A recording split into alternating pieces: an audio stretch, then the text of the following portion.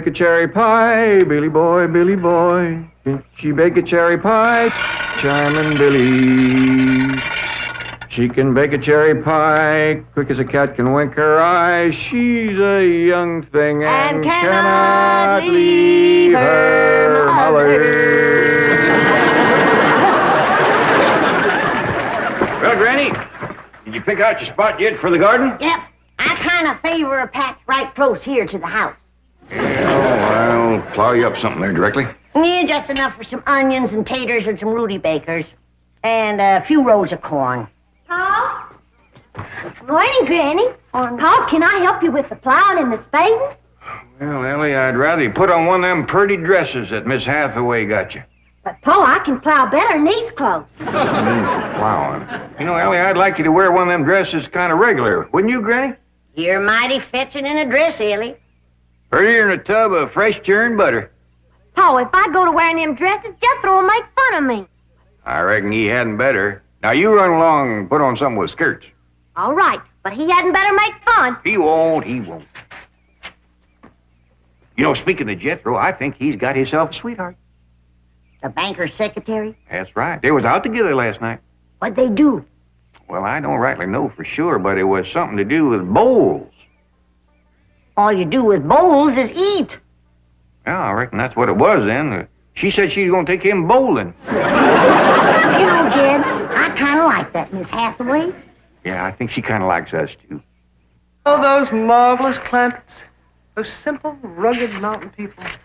The more I see of them, the more I am impressed. Yes, now Never have I observed such strength of body, mind, and character. Yes, now They stand like the bold hills on the pebble-strewn landscape of Beverly Hills. Like mighty oaks among bushes. Like quiet. Now, like I admire them, too. But those boulders need polishing, and we've got to put some city leaves on those oaks before my wife gets back from Boston. Incidentally, in any endeavor requiring physical strength, they are most exceptional. I took Jethro bowling last night. Here's the bill. $3,000. How many games did you bowl? Well, you see, what happened was this. I said to Jethro, Pick up that bowling ball, she says, and see can you knock over them pins down yonder. They's just sticks. Anyway, I snatches up that rascal, draws back, and lets her fly. Did you knock down them pins? Yeah, the pins, the pin boy, the end of the building, a brick wall, and a signboard down on Sunset Boulevard. I bet you Miss Jane didn't do that good. Well, she didn't even try. But she just looks at me and says, Jethro, you're strong as an ox and twice as handsome. Ain't no two ways about it, Granny. That city girl is sweet on this boy. I reckon so, the way she's bragging on his looks. You are handsomer than an ox. Thank you, Granny. Cousin Ellie, you're a city girl now. Do you think... You see there, Paul? I told you this would happen if I took to wearing these dresses. You call me that again, and I'll turn you every way but loose. Didn't say nothing but city gal. Ellie Mae, climb it! You get up from there or you're going across my knee. And Jethro, you're going across mine. What did I do that was so all-fired bad? In that dress, she looks just like a city gal. You did it again! I reckon we better go out there and see she don't hurt him.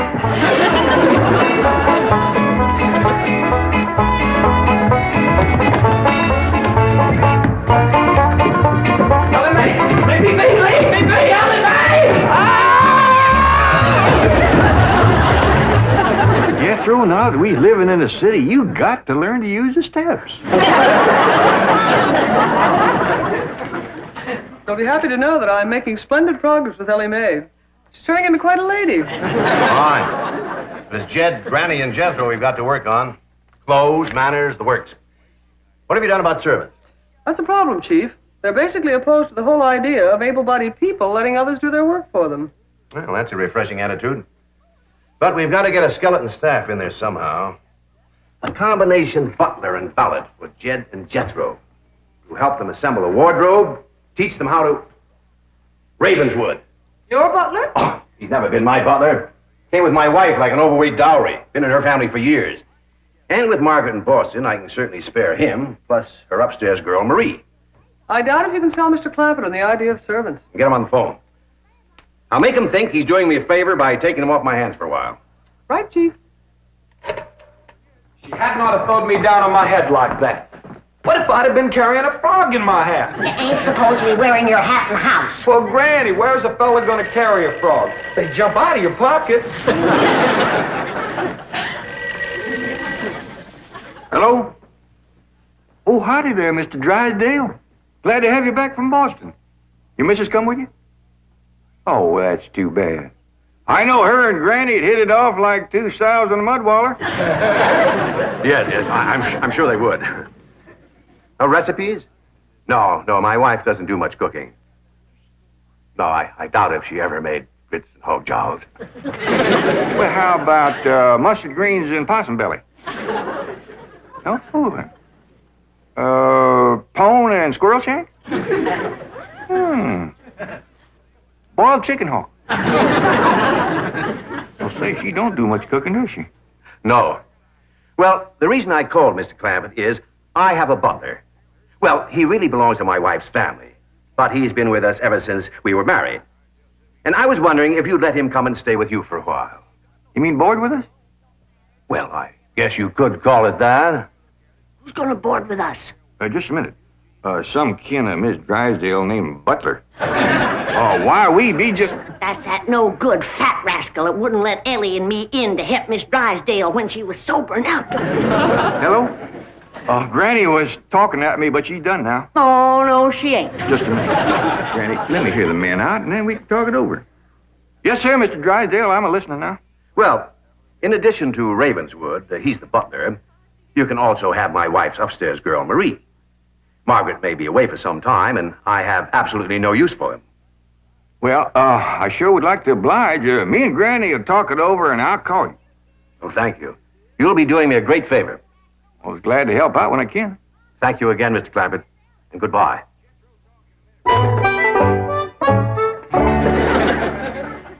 Is somebody coming to live with us, Uncle Jed? Maybe, Jethro, maybe. Why don't you go out and make up with your cousin Ellie? Okay, Uncle Jed. All right, Jed. Let's have it. We gonna board that butler fella? Well, Mr. Drysdale will take it mighty kindly if we did. He says he ain't got no use for him. I don't like him myself. Granny, you only met him once. Once was enough. I asked him real nice. I said, are you a-doing for Miss Drysdale that she's feeling poorly? Are you doing the washing and the scrubbing and the cleaning for her? And he looks right down his nose at me and says, Madam, I am a butler. I reckon he is proud of his name. Kind of fancy. Ravenswood Butler. I don't care if it's Stonewall Jackson. And I think Mr. Drysdale has a lot of gall to ask us to take his wife's kinfolks off his hands. Well, now, I'm mighty beholden to him. You know he's keeping my $25 million in his bank, and he ain't charging me one penny to do it. That's his business. You didn't ask him to do it. Well, now, Granny, if it was just Mr. Butler, I might agree with you, but there's a sad side to the story, too. What's that? Well, you've heard of Mr. Drysdale speak of his stepson? That's his wife's boy by her first marriage? The one they call Sonny? Yeah. Well, it seems she's got a girl, too. And there must be something wrong with her. What? Well, I don't know, but they keep her upstairs. No. Yeah. He spoke of her as my wife's upstairs girl. The poor thing. Her name's Marie, and he'd like us to take her and Mr. Butler. Doggone it, kid. We got enough to do to take care of this big place without... He didn't say what was ailing her, huh? Well, no, but if you ask me, they ain't eating right over there. No. You know what Mr. Drysdale told me? What? His wife ain't never cooked grits and hog jowl. Ah, go on. That's a fact. Nor mustard greens and possum belly. Nor pone and squirrel shank. Nor even boiled chicken hawk. Land of mercy. You can't hardly blame Mr. Butler for getting a mite cranky. Man don't eat right, he gets that way. Well, dear, I reckon it won't do no harm to take him in for a spell. Granny, for such a little woman, you got an awful big heart. Well, I feel sorry for the poor girl. But the first time that fancy pants Mr. Butler looks down his nose at me, I'm gonna chuck him in the cement pond.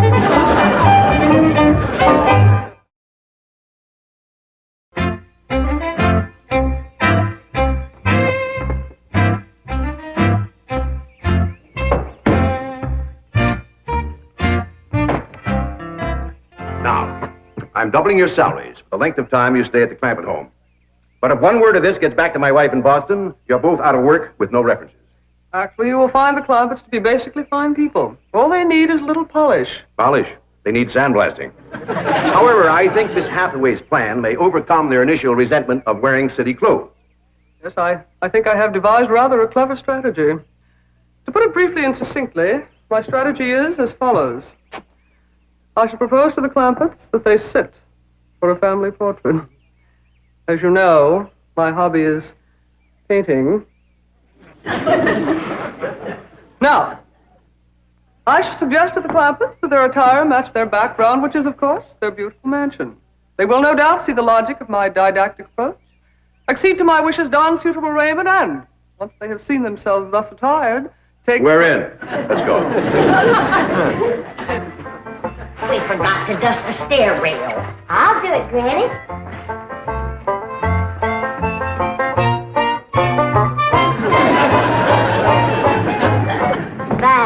Wearing boys' clothes does come in handy sometimes. Hi, Ginger Granny. I think we got her all spick and span for the company. They ain't a speck of dirt no place. Can I go swimming now? Me too? As soon as we help Granny clean up the kitchen.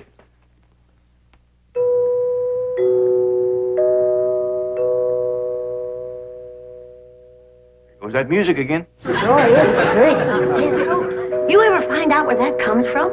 Know 'em, Granny. Every single time I commence to looking for it, somebody comes to the door. Nobody to the door now? There will be. You'll see.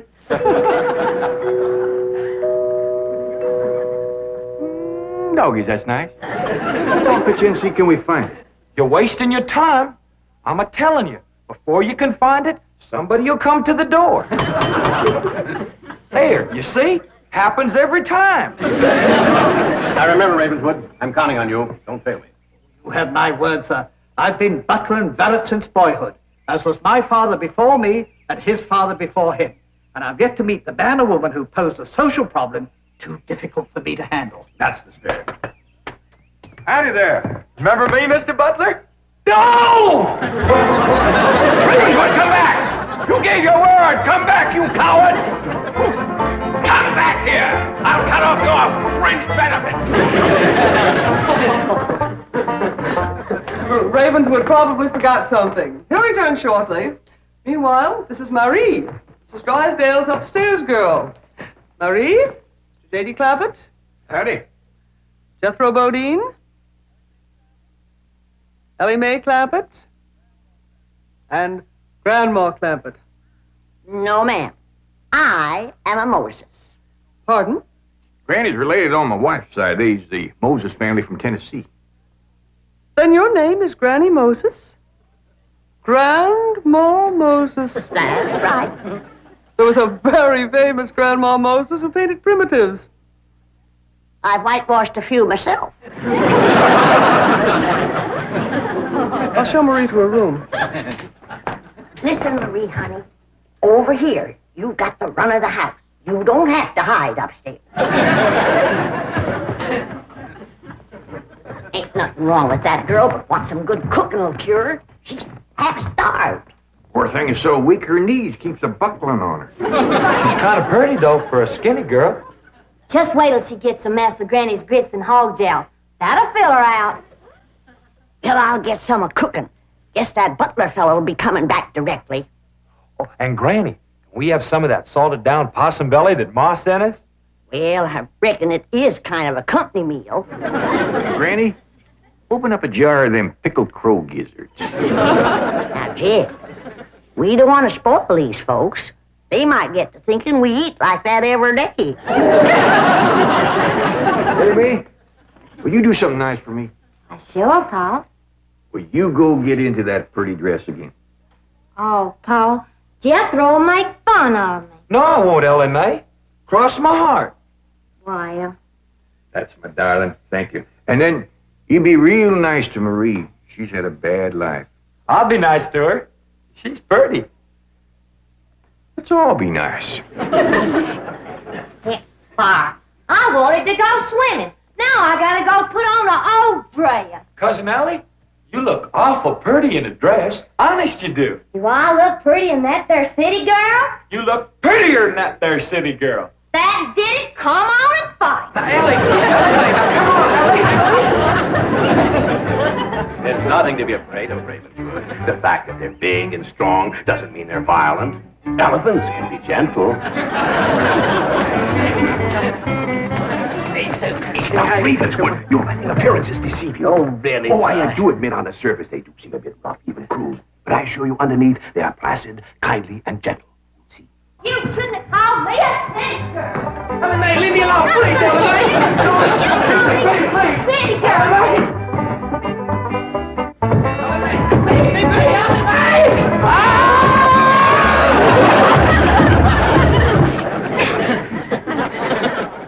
Mr. Butler, don't never say anything nice to that girl. She'll kill you. Ravenwood, come back here! Coward! Come back! You promised! Ravenwood! I found her granny when Mr. Drysdale said he didn't have no use for Mr. Butler. He sure wasn't fooling. I just seen him cut through the brush chasing him with a stick. If Mr. Butler gets sassy with me, I'll chase him with more than a stick. Jan, Ellie throwed me down on my head again. If she don't stop that, I'm gonna get a headache. Stop riling her, Jethro. But golly, all I said was she's pretty. That ain't no call to bust a fella's head. Pardon. Oh, howdy, Marie. Hi, Marie. Are you hungry, darling? No, madame. I'm whooping up something here that'll just set your mouth to watering. Put some strength in your limbs, too.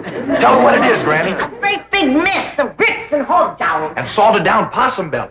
Oh, pickled crow gizzards. How you like that? Don't tell me that child ain't hungry. Why, she's ready to drop in her tracks. Set her at the table and I'll dish up a mess. No, please. I only came in to bring you a message from Miss Hathaway. She's preparing to paint a family portrait, and she wishes to know if you all will sit for her. May I tell her that you will sit for her? Well, yeah, I reckon we'll do that. Merci.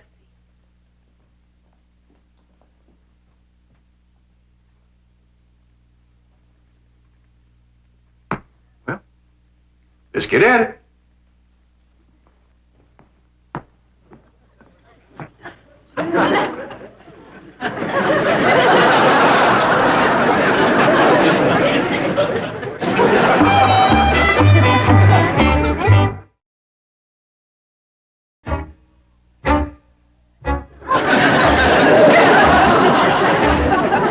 It's all right to talk while we're sitting. Yeah, I reckon.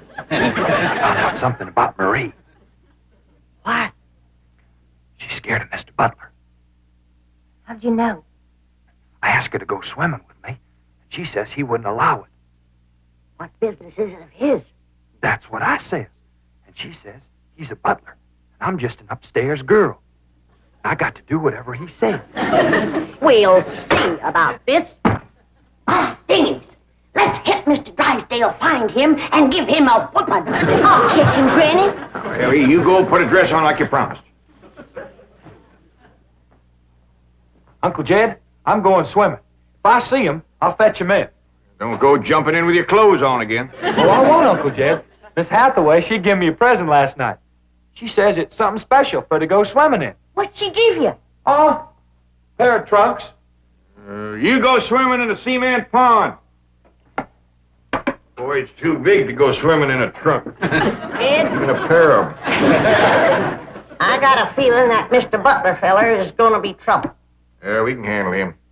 Well, I still say that I think Mr. Drysdale has a lot of nerve to ask us to board his wife's relations. Maybe he just fed up. Man can get awful tired of having his wife's kin underfoot all the time.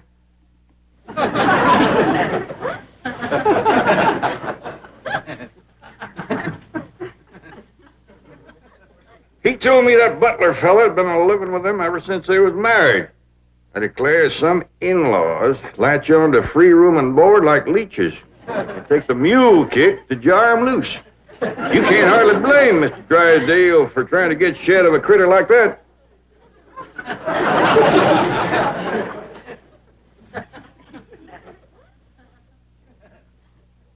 Is that the way you feel? You bet it is. I'll see how fast I can get packed. I'll get out from underfoot just as quick as I can. Wait a minute. No, Jeff. I know when I'm not wanted. It don't take no mule kick to get shed of me. Darnation, Granny, well, I wasn't talking about you. We couldn't get along without you. No, Jeff. I'm just a burdensome old woman. No good to nobody. Why don't you throw me down the well? Go ahead, pick me up, carry me out to the well, and throw me in. Stop talking like that. Uncle Dan! Uncle Dan, look here! I caught him. Mr. Drysdale, he gave out, but I caught this fat little rascal. What are you here? You gonna whip him, Granny? No, Jethro. I'm going to get thrown down the well. Why don't you throw us both down the well together? We're just no good leeches, both. Mr. Butler, I'm sorry Jethro got mighty rough with you. He don't mean no harm. He's just an overgrown boy. Now, we's almighty pleasure to have you come and stay with us, and as long as you behave yourself, won't be no trouble. Oh, I'm Jed Clamp. Sir. This here's Granny. I reckon you and Jethro done met. Yeah. Sir. Oh, and this here's my daughter, Ellie Mae. Enchantée, mademoiselle. Vous êtes très belle, très charmant, très ravissant. Don't you dare use them kind of words to a lady. What do you say, Granny? I ain't sure, but it sounded dirty. You said your daughter was pretty and charming. Oh, you're so different from all the others. You're like a beautiful city girl. He had not have said that. Oh, Marie, Oui, Miss Jane. didn't you say the Clampetts had agreed to sit for their portrait? Me? They said they would do it. Well, what is it? I believe it to be self-preservation, madam. No!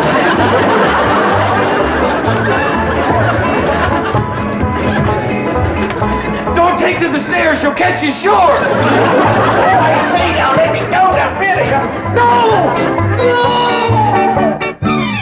Sounds like Ellie got him. I'm afraid so. Could somebody please tell me what is transpiring? Uncle Jed. Ellie throwed him all right, but I caught him before he hit the floor. So here you are. Well, now, everything seems to be fine. You see, Ravenswood, didn't I tell you the Clampetts were kindly, gentle people? Yes, sir. Thank you, sir.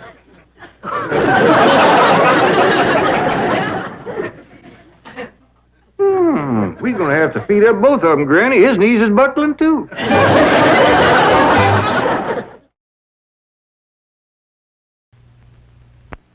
I shall call it Invictus. Ma'am? Invictus, you know. Or perhaps you don't. Thank whatever gods may be for your unconquerable soul. Henley. Yeah. Jethro, look more thoughtful. That's really a little more than I am. Ellie Mae's got Kellogg's cornflakes. Well, so she has, but she's not putting on a face like that. Well, no. She's got Kellogg's cornflakes. I ain't. You don't have to look quite so sad. You may have some cornflakes as soon as I'm through with the sketch. Unless they're all gone. Do you remember if there's another box? Great! Hold it! K-E-double-L-O double good Kellogg's best to you. The Beverly Hillbillies has been presented by Kellogg's Corn Flakes.